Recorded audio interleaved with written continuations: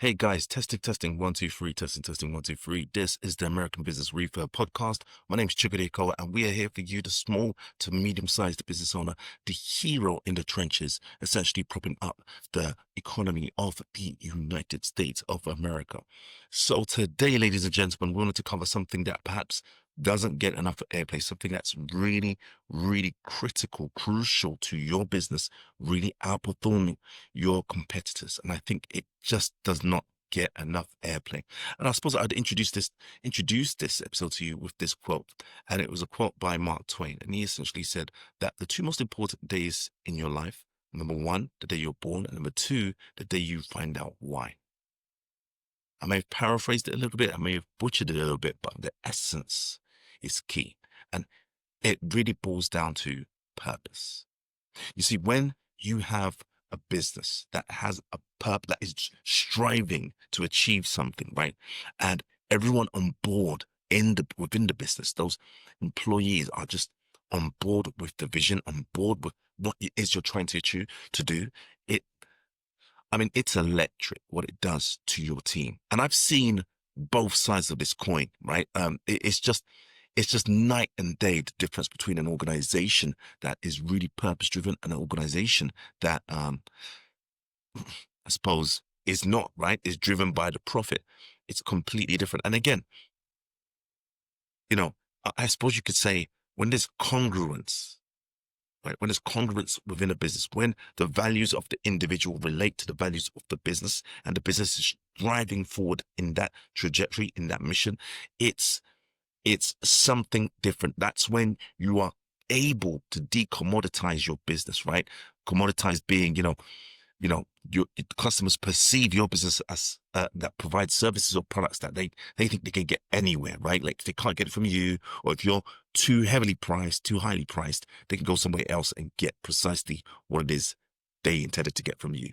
So if you want to put yourself out of that group of commoditized businesses, then you really want to consider building for yourself a purpose-driven business, a business that has a vision, has a mission, has a value set, and that has been clearly, concisely communicated to your team, and they are on board with what it is you're doing. I mean, it's interesting because a while back, there was a particular company I was, vetting to see if I wanted to acquire, and one of the things that the business owner said was that, they find, I mean, this guy, he was completely candid with me. So, hats off to him for that. He was saying that some of his staff, they struggle, right? I mean, every other second they're on their phones, you know, their notification goes off and they're checking, right? Rather than focusing on what it is they have to do. And I think that really comes about when there is, you really just don't know your purpose sort of thing. And you can see it was affecting the company. The company was distressed. So I was just evaluating, taking it on sort of thing. And it was just struck me that, hold on, you are in a financially dire situation. I would have thought that, addressing that would be one of your key aims sort of thing. That being said, it's old business owner, and it's close to past retirement, if you like, sort of thing. And he just wanted to let go sort of thing. So perhaps the energy wasn't there because it does take a lot of effort. The idea that you could just immediately, turn your business from a business that's not purpose driven to one that is laughable, right? It takes time. It takes effort. There's an investment, right? Emotional investment in the business in order to do that.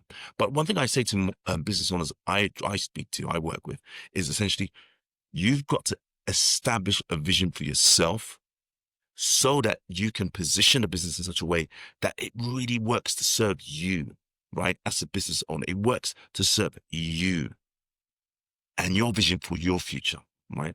Although the business is serving the customers, serving the community, it must do so in a way that works with what your vision is. Because if it doesn't, there's not going to be congruence, right? There's not going to be you're not going to create for yourself a scenario whereby, your vision is aligned with the vision of the business, so that, it's a genuine purpose that is what it's striving for. Because when that doesn't exist, it just comes across as fake, if you like, and that will just hurt the brand. It will hurt the brand. It will hurt the business.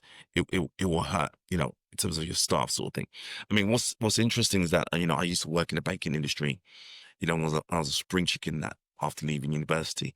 And, we got the call one day, right? Because I worked in both, funny enough, I worked in both the investment side of banking and in the retail side. So when I was in the retail banking side, we were really profit driven, especially at our branch at the time. And we got a call one day, and in essence, it was the higher ups, and they essentially said, look, from head office, they said, look, we're going to be customer service driven. We're going to push the customer service. And it was simply because we had a report that showed that our bank, or particularly our brand, was not doing well in terms of the customer service ratings compared to other banks. So it was just this, all of a sudden, on a dime, was this drive, right, guys? We're going to focus on ensuring that we take time with our customers. We're going to focus that we make sure that we hit these buzzwords so that our customers feel, welcomed. They feel that, because in essence, once the call is done, once we finish speaking to our customers, dealing with our customers, there's a survey that's going to go out to them. And obviously, if they don't say that they enjoyed their engagement with us, then it's going to come back and bite us in the bum. So obviously, everyone's, paying attention, set up straight, and wanted to hit the nail on the head in terms of dealing with the customer service. So first day it rolled out, there was a complete difference in the way in which we handled engagement with the customers, right? We take our time. There was a lot more time taken to ensure that the customer was happy with what we were delivering, sort of thing. And I can tell you, I mean, it wasn't 2 days in, right? I don't think it got to 2 days in. We got the call saying, guys, listen, scrap that. We're going back to our old model. We're looking at your numbers. If you're not hitting the numbers, if you're not hitting the amount of customers we need you to be seeing, then, yeah, it's not going to go well for you, sort of thing. So what's interesting is that what they found as they were assessing this new drive was that financially numbers plummeted, right? All the money we were bringing in through selling of product just completely flatlined. And so, the higher ups were looking at this saying, and they started to panic. And so I say that, I mention this because if the switch in the company emphasis, in the purpose, in the vision changes on a dime, and it hasn't really been thought through, hasn't been interwoven. I mean, something like that, an organization as big as that I worked for, that's something that's going to take, months, if not years, right? Because you want to start training new people coming in, you want to develop a whole training scheme that changes the emphasis, right? That focuses on customer service whilst also maintaining, high performance financially, sort of thing.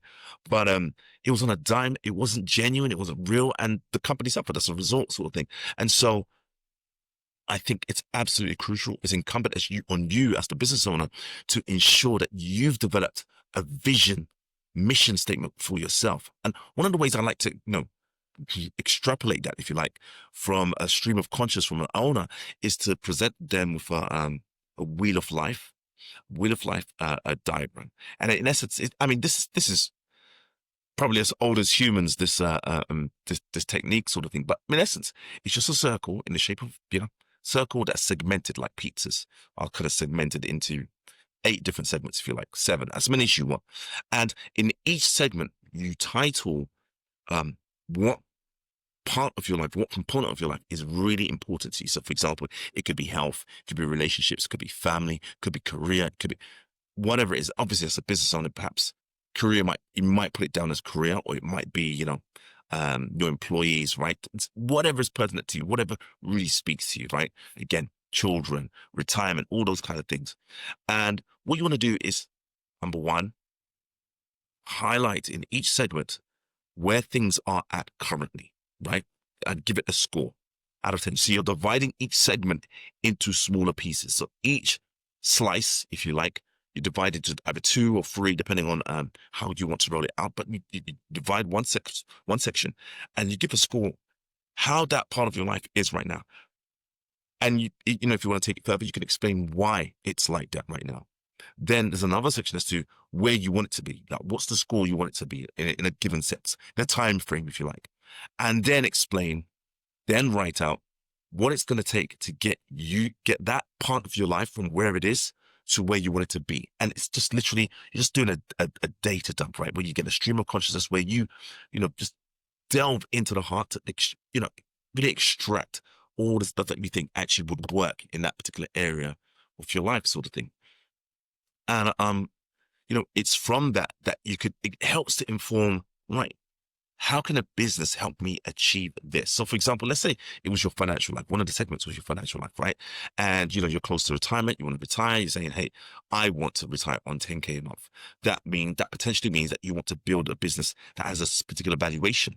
That when it's sold, once you took the proceeds of that sale, right? And you put it into an investment scheme, that investment scheme will pay you a certain percentage, right, each month, sort of thing, or annually, sort of thing. So what that personal vision does is really help you develop the plan for the business in such a way in that it all just flows back to what's really key to you, your life, how you want to set up the kids and the grandkids, going forward. It's all connected. That's how you start to really develop. Because again, I always say that your business is essentially an extension of you. So if you tend to be an organized individual, your business will show up organized, right? Because your staff, your employees know that's important to you, so they put that at the top of their priority, ensuring that every aspect of what they do is organized, right? Ideally. And so you know, your business is an extension of you. So if you're happy with if you're happy with where you're going, the direction you're going personally, it will show in your business, right? It will just essentially reflect. So you want to be clear on where it is you're personally going, because ideally that will help you develop a vision, mission, value statement for your business in a way in which it engages in the community. And what that does, when your business has that, you start to show up in such a way whereby your stakeholders, the community, you build a fan base because they know, right? Once they've seen enough of what you're doing, they know they can't get that particular service in a particular way, nuanced way that you do it from anywhere else. So you start to build a fan base. What does that ultimately do? It allows you to have price control over your particular service or your product, because nobody else serves it the way you do. Nobody else, advises their clients the way that you do, right? And so that's one of the greatest ways to really develop a business that's decommoditized, right? Has its own fan base, can control its price, increase the prices at will, and people will still pay. You'll see this inelasticity in demand, regardless of what you do with the price point up until a certain point, of course, right? So it's really crucial that we get on board with that. Now, one of the other benefits of going in on a vision, mission, and value statement is that you start to build a business, an organization that your employees are engaged in, right? You build an organization where your employees really resonate, right? And those that don't resonate, they'll walk away, right? They will walk away. And that's really what you want. Those that want to be on board, those that really resonate with what it is you're trying to achieve, they get on board and they get committed. They get engaged with the work. Why? Because ideally you would have clearly communicated to them what it is you want them to do, how it is you want them to do it, and to what extent that specific role that they do contributes to the ultimate vision of the organization, right? And so they don't feel like a cog in the wheel, right? They're not just a piece of the machine. There is purpose in their role, right? Because they see how it fits into the larger puzzle of building a very valuable brand, very impactful business, right? And so, I mean, again, I saw this in the corporate world where you'd see staff members after, the companies have spent hundreds of thousands, if not tens of thousands, right? Training these individuals up, you know, they just off and go. Even though these guys are getting paid extremely well, they off and leave. Why? Because they don't feel engaged. They think it's just money driven, and there's a lack of purpose. It's almost like, you don't feel that you're actually giving back in any way, shape, fashion, or form. And for some people, that's absolutely more important than a pay packet. And so for you as a business owner, if you want to instill that sense of purpose, that sense of vision, that sense of, I'm giving, my role is helping me to give back to society in some way, this is what needs to be done, right? You've got to build out for yourself a vision, mission, value statement that is congruent, right? That helps you build a brand that makes an impact. It's night and day, the performance that you can get. So, if you're seeing in the corporate world individuals that will leave high paying jobs, how much more not in the small to medium-sized business space. So I think it's absolutely crucial that individuals get on board with that. Again, this great book. I love this book by Jim Collins, How the Mighty Fall and Why Some Companies Never Give In. Again, actually I think the page. Not sure what page it is, to be fair, but there's a specific part of this book that really highlights. So this, let me explain it this way. This book basically explains why some of the biggest, best companies, Fortune 500 companies, have collapsed, right? And naturally you'd think it's because of laziness, right? You think it's because these business owners, they took the eye off the ball, wasn't pushing like they used to, they just got to a certain level and just sat back and just, put it in easy mode. But what they found, actually having studied quite a number of companies, right, and they studied thousands of companies, what they found, Jim Collins and his team, was that the biggest contributor to a business collapsing was the undisciplined grasping for more, right? What does that mean? So let's just say, we're talking about a mobile business. There's this opportunity in this adjacent sector. Oh, there's another opportunity over here. So let's invest this amount here. Let's invest this amount here. Let's just start building, hopefully see what we can do profit-wise, rather than, at the same time, they're neglecting their core business. Now, the reason why this is important, why this is so crucial to what we're talking about now, is that when you've built up for yourself a vision statement, a mission statement, and it's a purpose-driven, you never quite leave, and you've got a team that's dedicated to that purpose, you never quite depart from what it is you're doing. And that's absolutely crucial when you want to be innovative in your space, right? Perhaps, there's a bit of decline in your industry, or perhaps, a particular product or service is no longer getting the traction that it used to.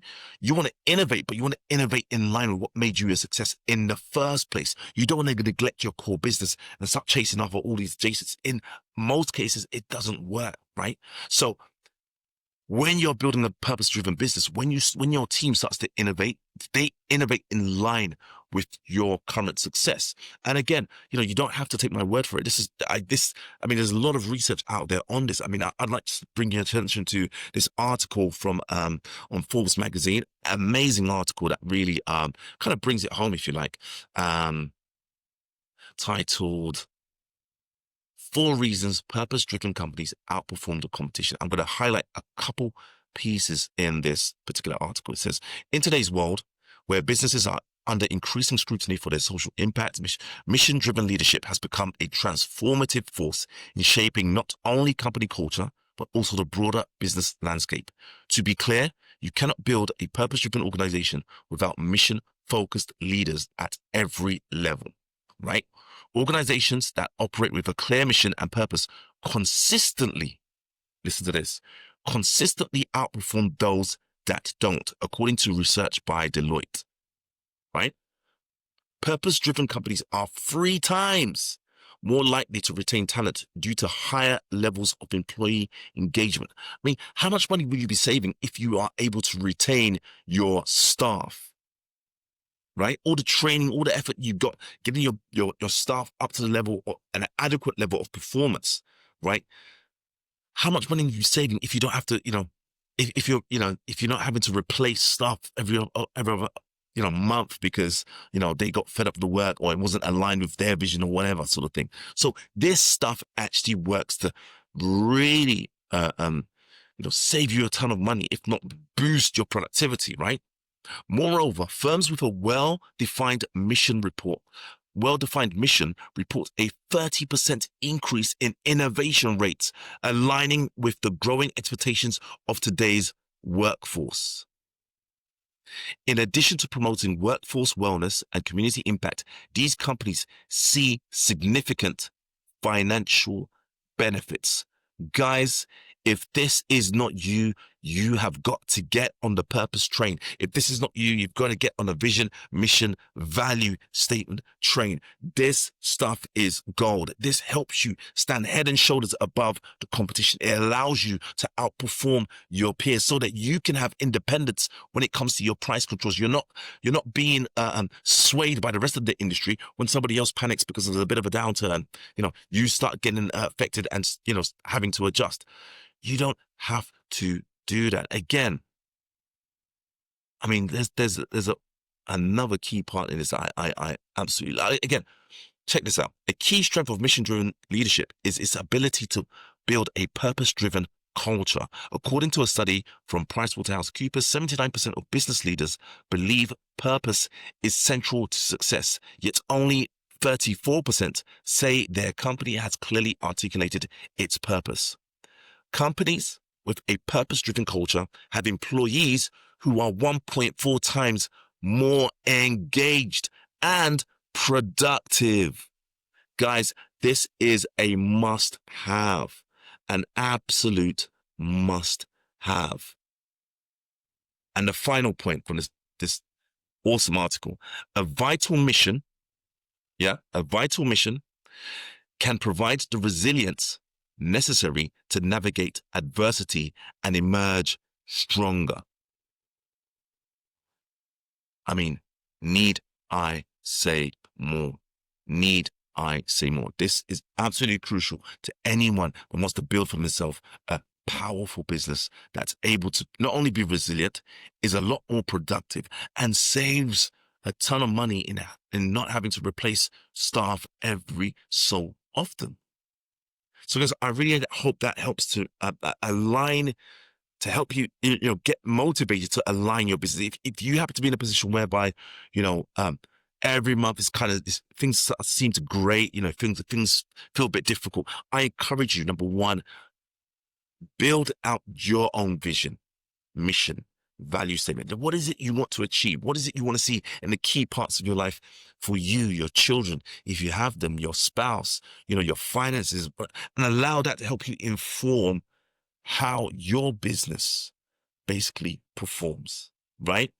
Because, the difference will be night and day. Now, guys, I hope that helps. If you feel that, perhaps this is something you might need help with, hashing out, get this. Again, I've worked with a ton of business owners that, some startups, some existing, to help them hash out a vision, mission, value statement for their business. If it's something that you feel you need help with, then by all means, get in touch with me. You'll see the link below. Get in touch. Book a free call, absolutely free call for yourself, so that, we can walk through how you can go about doing that for yourself. Also, second point, we are having to run a free clinic, if you like, pilot scheme, whereby, we really want to hash out a program where individuals are able to take their business from where it is to supercharge it to exponential growth. Now, if you feel that, your business has plateaued, right? If you feel that, if you're in that space where you're doing revenue of $1 million to 25 million plus, then look, get in touch with us. You got an absolutely free call, where you can hash out some of your vision, some of your ideas.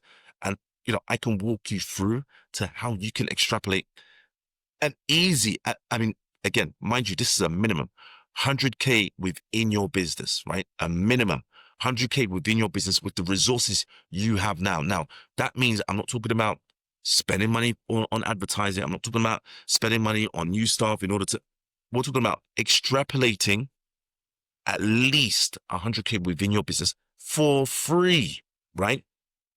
And if you think that's going to be of value to you, then feel free, book a call with me in the description section down below. And be happy to have a chat with you to take your business to the next level. Well, guys, I've been Chukwude Kowa. You've been fantastic. This is the American Business Reaver podcast, and I'll see you on the next one. Take care.